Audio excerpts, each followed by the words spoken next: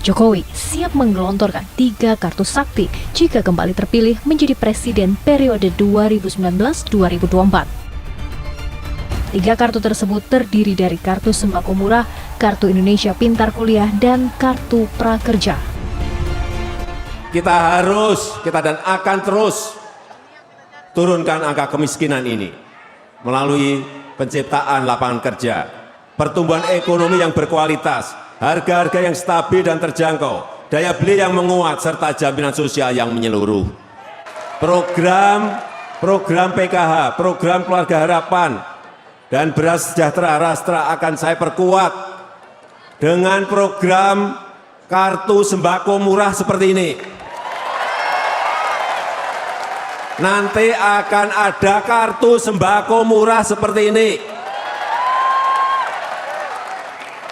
Kartu Indonesia Pintar, KIP, yang sekarang ini hanya sampai di SMA atau SMK, juga akan kita jadikan KIP kuliah, seperti ini.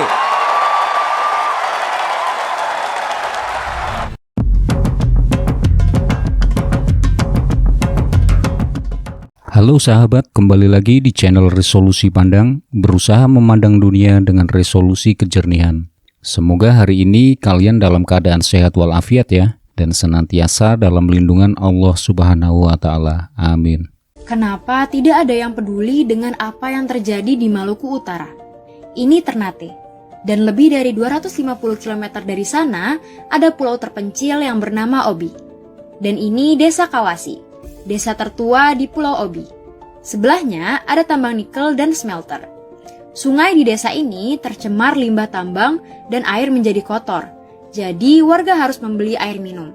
Warga desa Kawasi diminta untuk relokasi ke Eco Village 5 km ke arah selatan. Biji nikel diambil dari tambang ini. Di sini juga ada tambang yang sebagian wilayahnya menjadi area reklamasi hutan. PT Megah Surya Pertiwi sudah operasi smelter nikel dari tahun 2015, dan sebelahnya ada PLTU. Ini mes karyawan, dan ini pelabuhan kapal yang angkut nikelnya ke Cina dan negara lain.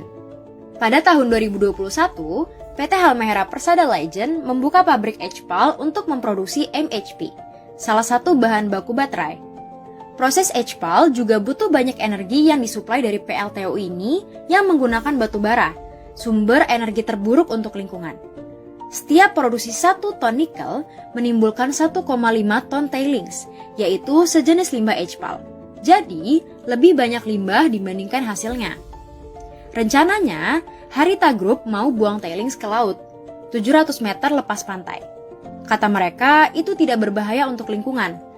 Tapi pada tahun 2021, pemerintah berhenti mengeluarkan izin deep sea tailings placement.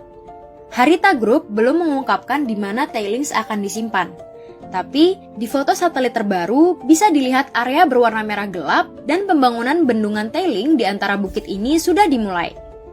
Berdasarkan sumber ini, bisa dilihat lokasi untuk dry stacking dan tailing dam. Tapi, dry stacking agak sulit karena di iklim tropis sering hujan dan tailing akan bocor mengeluarkan cairan beracun, yaitu air asam maupun logam berat yang toksik. Bendungan tailing juga beresiko tinggi. Di Brazil pernah ada bendungan tailings dari Vale yang pernah pecah dan menewaskan 200 warga desa setempat. Sebelahnya, PT HPL meresmikan pabrik nikel sulfat pertama di Indonesia pada Mei 2023. PT-PT tambang nikel ini dimiliki perusahaan dari Cina dan Trimegah Bangun Persada Terbuka yang mayoritas sahamnya dipegang Lim Haryanto Wijaya Sarwono, orang terkaya kelima di Indonesia dan keluarganya. 8 km dari sini ada tambang yang lain yang dikelola oleh PT Wanatiara Persada. Bayangkan Anda ingin memiliki properti yaitu Hotel Bintang 5. Bayangkan dan rasakan nikmatnya memiliki hotel tersebut. Ulang-ulangi dalam pikiran bawah sadar Anda bahwa Anda sudah memilikinya. Percaya 100% Anda sudah memilikinya. Kemudian lepaskan impian itu ke semesta. Lakukan hal itu berulang-ulang. Setiap melihat Hotel Bintang 5, Anda lagi di Jakarta, Anda ke Bali, Anda ke Surabaya, kemana saja kota besar, Anda melihat Hotel Bintang 5, katakan bahwa Anda memilikinya. Berikan rasa damai dalam diri Anda tersebut akan kepemilikan Hotel Bintang 5 tersebut. Kemudian jalani kehidupan Anda seperti biasanya. Percayakah Anda bahwa jalan kehidupan Anda perlahan seperti guided missile, peluru kendali yang telah di-lock sasarannya, yang nggak tahu bagaimana, tahu-tahu arahnya ke sana, ke target yang telah dikunci, dan jalan Anda menuju menjadi memiliki hotel bintang 5 tersebut. Bisa terjadi dalam 1 tahun, bisa terjadi dalam 5 tahun, atau 20 tahun. Tahu-tahu kena aja itu sasaran. Oke, Anda boleh percaya, boleh tidak dengan metode yang namanya projected imaginary ini, yang di dalam pikiran bawah sadar manusia, ya memang tidak ada yang namanya reality dan imajinasi, karena apapun yang bisa masuk dalam pikiran Anda, ya bisa jadi kenyataan. Impian atau proyeksi seperti begini pasti terjadi di mana bagi mereka yang di dalam hidupnya tidak mencapai tujuan, tersering karena memang dalam hidupnya tidak punya visi misi, tidak punya tujuan, dan pastinya nggak punya impian. Kembali ke masalah orang kebanyakan yang mengatakan dari mana uangnya, siapa yang mengelolanya, saya nggak punya pengalaman. Apapun itu disebut dream stealer atau pencuri mimpi. Banyak dari kita punya pencuri mimpi di dalam dirinya. Namun dream stealer ada juga di luar diri Anda, yaitu orang terdekat Anda, juga orang lain yang tidak suka kesuksesan ada dalam diri Anda. Apapun impian Anda pasti dibatalkannya. Kembali ke cita-cita keadilan sosial bagi seluruh rakyat Indonesia, sila kelima yang saat ini hilang. Indonesia ingin menjadi negara nomor 1 di dunia dalam bidang ekonomi, dalam bidang teknologi, sosial, budaya, entertainment, dan militer. Itu adalah cita-cita New Mind. Dan siapa yang mengatakan hal itu tidak mungkin tercapai, kemudian mengatakan New Mind halu, mereka adalah dream stealer. Pejabat yang mengatakan Indonesia tidak punya uang, pejabat itu dream stealernya. Mereka yang mengatakan orang Indonesia tidak mampu, perlu asing, mereka itu dream stealer, mereka itu pencuri mimpi. Memang bisa Indonesia jadi nomor 1? Apa senjata Indonesia untuk menjadi nomor 1? Nggak tahu, tanya yang mau tanya saya. Dalam bidang ekonomi, maka kekuatan Indonesia adalah mineral di perut bumi, di bawah permukaan tanah Indonesia, yang semua mineral tersebut ada dalam kandungan Ibu Pertiwi Indonesia. Kemudian kita punya pasal 33 yang menyatakan kekayaan itu milik rakyat Indonesia. Untuk itu kita ingatkan bahwa selain pejabatnya pencuri mimpi, pejabatnya juga melanggar pasal 33 karena memberikan kekayaan Indonesia ke asing.